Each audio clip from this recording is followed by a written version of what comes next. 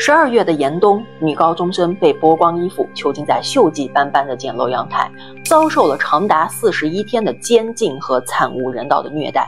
如果不是为了早日凑足毕业旅行费，古田顺子也不会在严寒天骑着自行车来到离家较远的塑胶厂打工，也许他就不会遇到这帮凶恶的歹徒，不会遭受凌辱，更不会被关在生锈的阳台。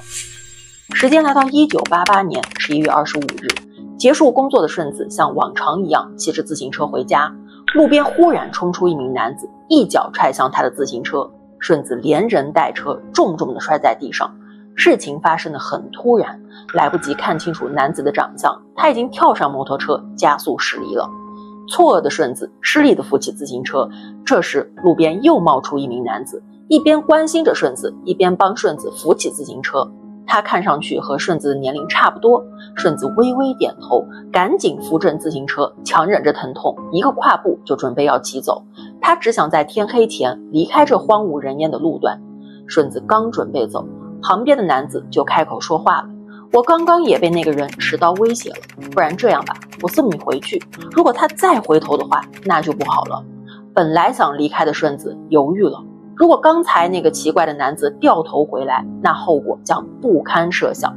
顺子打量了一下眼前这名理着平头的男生，他很亲切地笑着。顺子心想，也许让他陪自己走过这段人少的路会比较安全。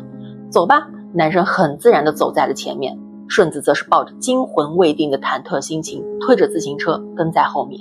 大概走了几分钟，还未走出人烟稀少的工业区，这个平头男生一个转身，再次把顺子推倒在地上。趁四下无人，他硬生生地将顺子拖到一个无人的仓库。他告诉顺子：“我是集青会的，如果不想被杀掉的话，现在就跟我去宾馆。”顺子的脑袋一阵发懵，原来刚才的英雄救美完全是一场圈套。胆小的顺子只好听话地跟他去了宾馆。他以为自己只要听从他的指示就有机会被放回去，但他万万没有想到自己的顺从会迎来无止境的虐待与羞辱。平头男生发泄完兽欲后，并没有打算放过顺子，他用宾馆的电话联络了他的同伴。他带着顺子走出了宾馆，外面有3个年纪差不多的男生等在那里，他们不怀好意地打量着顺子，还跟平头男生打了招呼。顺子从身高和摩托车的款式认出了其中一个男生就是刚才踹倒自己的人。顺子被押上一辆计程车，来到了一栋面对公园的2层楼民宅。这4个男子将他囚禁在2楼的小房间内，然后开始对他轮番施暴。他们不仅轮奸了顺子，还往他的下体和肛门内塞入了酒瓶等异物，然后又用火烧顺子私处的毛发。一开始顺子还试图反抗，但一个女孩怎么可能是4个男生的对手？所以除了性暴力之外，顺子又招来了一顿又一顿的毒打。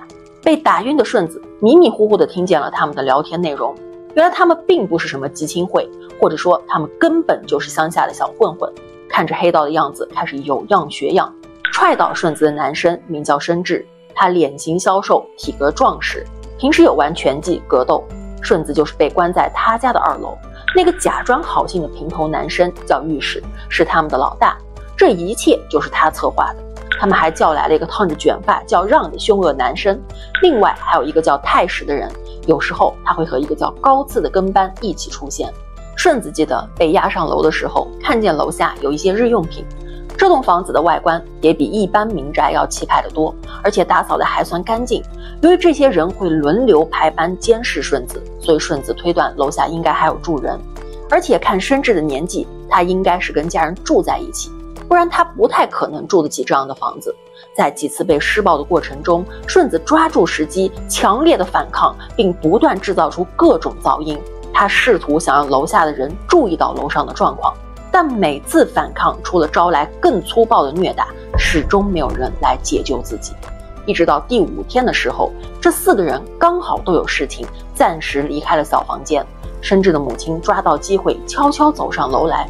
当他开门看到衣衫不整、浑身是伤的顺子时，他并没有帮助顺子离开，而且也没有帮他报警。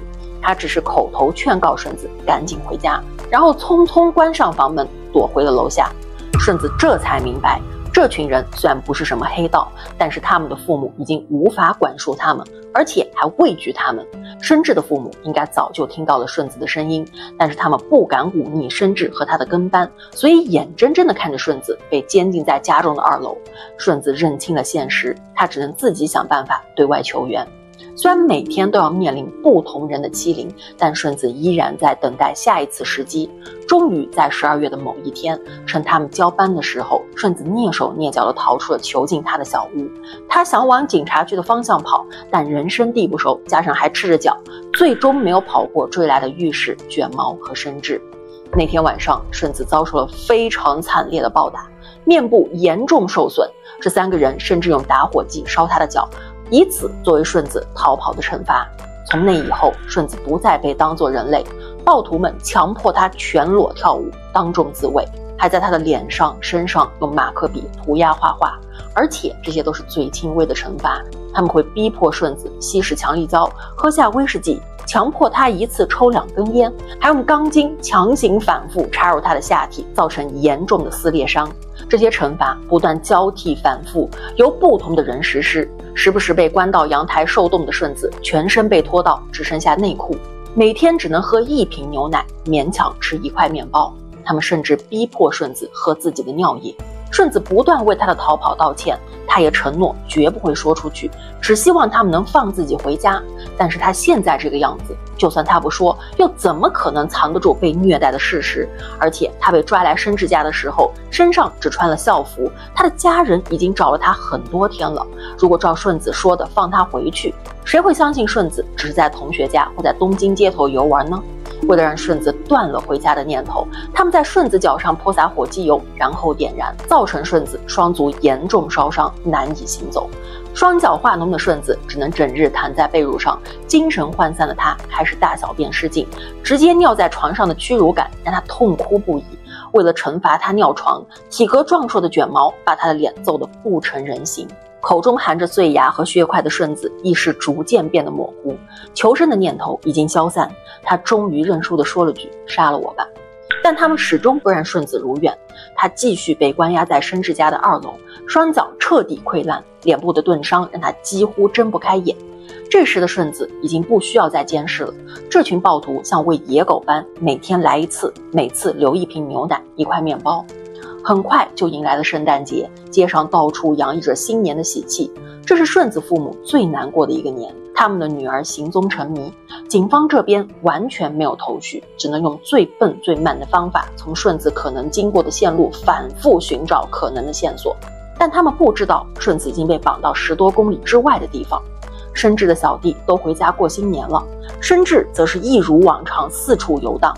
因为顺子是关在他家，所以卫士的工作几乎都是他在进行。1989年1月4日这一天，御史打麻将输了大钱，他找来卷毛跟申智，约好了去蔡氏家玩任天堂游戏机。才玩了一会儿，几个人就腻了。还未消除输钱怒火的御史忽然想到了顺子，他提议去揍顺子一顿消消气。一群人就这样听着御史的指挥来到了申智的家。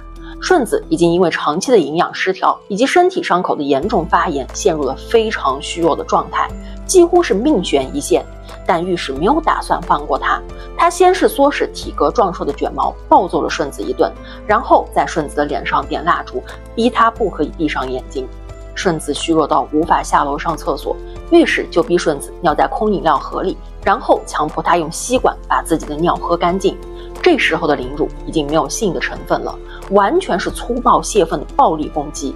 因为不想碰到顺子溃烂的脓血，他们双手套着塑料袋，不断殴打踢踹顺子，导致他浑身的伤口瞬间撕裂，出血的状况越发严重。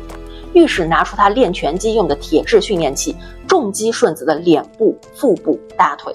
卷毛也接过凶器，用同样的方式攻击顺子。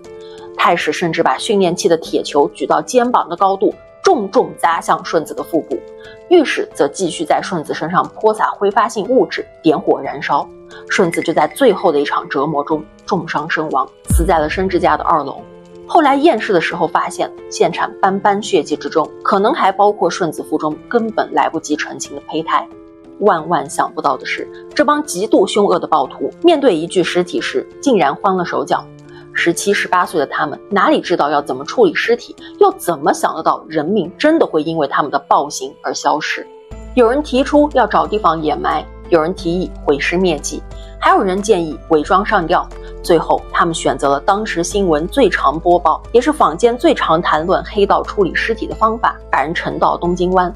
他们居住的地方不靠海，没有足够的水深可以沉尸，但他们可以仿照沉尸的处理方式，找来一个空油桶，把人放进去后灌入水泥，然后再找地方弃尸。拟定好计划后，御史先去他工作的地方借了辆卡车，其他人则分头行动。他们找来了水泥跟废弃的油桶，甚至去工地偷窃砖瓦。等到所有材料齐备，就在申智的家里调和水泥，把顺子放进油桶中，封上水泥跟砖头，再到东京江东区地带抛尸。当时那里有很多工业废弃物，像装了顺子这样的油桶，随便数一数都有几十个。他们的想法是，如果有人要处理这些油桶，一定是全部一起处理，届时顺子就会跟着其他油桶一起被处理掉。然而他们根本想不到，这样的方法根本封不住尸体，因为尸体在水泥里仍然会不断的肿胀，水泥跟铁桶的包裹反而会让这些气体无法顺利释放，到时候就会把铁桶撑破。经历了41天的生前监禁与3个月的死后封存，顺子终于侦破了铁桶。听说当时炸裂的腐臭血肉并报案的人、经手的警员和报道的记者都永生难忘。顺子虽然重见天日，但他的复仇并没有那么顺利。主谋御史仅被判刑20年，2013年就已经出狱。之后他再度因为欺诈罪吃上官司。卷毛被判刑13年，出狱后再度因为袭击罪又被判了4年。申智被判处9年徒刑，出狱后再度因为杀人未遂而入狱。小跟班太史也被判了4年。也就是说，这些惨无人道虐杀顺子的人并没有在监狱里得到教训及感化，他们依然我行我素，毫无怜悯之心，至今都还活在世上，呼吸着跟我们一样的空气。